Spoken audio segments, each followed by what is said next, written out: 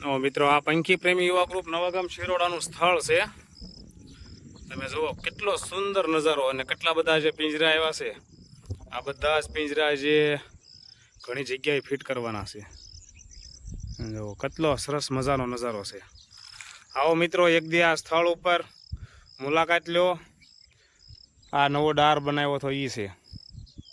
જો કેટલો સરસ મજાનો નજારો છે. પાછળ ડુંગર વિસ્તાર અમારા નવાગામ.